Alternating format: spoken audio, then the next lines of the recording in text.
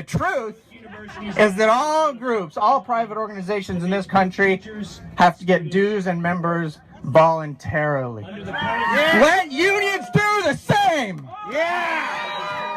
On Monday, the Supreme Court heard oral arguments for a case that could mean life or death for public unions. At the center of the case is Rebecca Friedrichs. She is a California public school teacher currently paying agency fees that fund a union's costs in collective bargaining for contracts. It covers members and non-members alike. That's something Ms. Friedrichs says in a recent TV interview she does not want, regardless of its benefits. I never asked the unions to represent me. They are the ones who requested laws to give them the right to bargain on behalf of everyone. Friedrichs and 9 other teachers are making a First Amendment claim against the California Teachers Union, arguing that the union compelling them to pay an agency fee is unwanted association and violates their First Amendment rights. An argument Center for Media and Democracy's Brendan Fisher says becomes more hazy when you look at who is funding the litigation of this case and their real agenda. So the group that brought the case is the Center for Individual Rights. Their single biggest funder is the Bradley Foundation, which is a Milwaukee-based foundation that's really huge. It's got an $800 million endowment, and it's led by a guy named Michael Grebe, who was Scott Walker's campaign chair. And Scott Walker, of course, is the Wisconsin governor that eviscerated unions in the state, led to a significant decline in unionization in Wisconsin. And what Center for Individual Rights is trying to do is bring this national.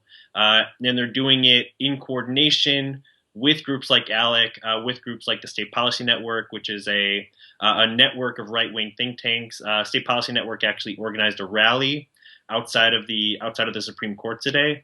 And the Koch brothers are also involved. A number of different Koch-funded groups were involved in this rally. A number of Koch-backed organizations and Bradley-backed organizations filed amicus briefs in the case. So they're creating this appearance of there being broad grassroots support for these policies, for these anti-union policies. But really, they're all going back to sort of a small number of deep-pocketed donors who've had unions in their sight for decades. Fisher adds that these donors are the same supporters behind cases dismantling the Voting Rights Act and affirmative action laws. He adds that if the court rules in favor of Friedrichs, it could mean a serious unraveling of public unions. In a unionized workplace, a union has to negotiate on behalf of everybody, and everybody in that workplace benefits from higher wages, better benefits.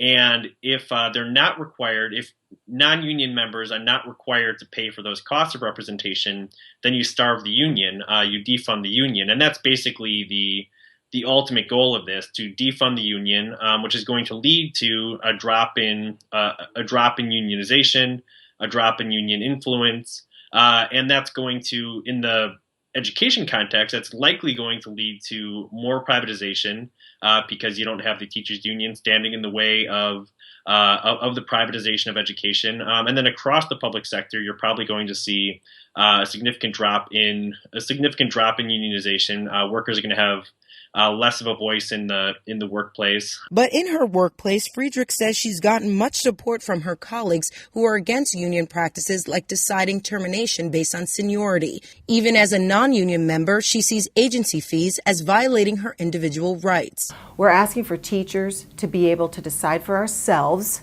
without fear and without coercion whether or not to join or fund a union. Ultimately, this really is about this case really is about defunding unions writ large. The Center for Individual Rights and other organizations and institutions that are bringing this case and supporting this case are framing it in terms of individual teacher rights. But when you look overall at their agenda, it's about eviscerating unions. It's about trying to limit a worker's voice on the job, in the workplace, both in the public sector for now, and then after that in the private sector. And unions drive up wages for everybody.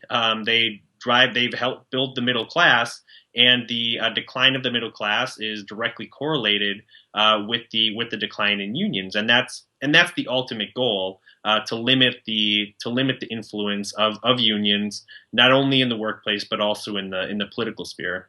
California Teachers Association lawyers argued current law finds that agency fee provisions are necessary since public sector labor law imposes significant responsibilities on unions. Therefore, if non-union members could opt out of paying all dues, that would create a severe free rider problem, since employers and unions could not require employees to pay for the services that the law requires the union to provide. Conservative Chief Justice John Roberts rebutted, saying, quote, "If your employees have shown overwhelmingly that they want collective bargaining, then it seems to me the free rider concern that's been raised is really insignificant." A sign that the majority will rule in favor of Friedrichs, putting the future of public unions in great jeopardy.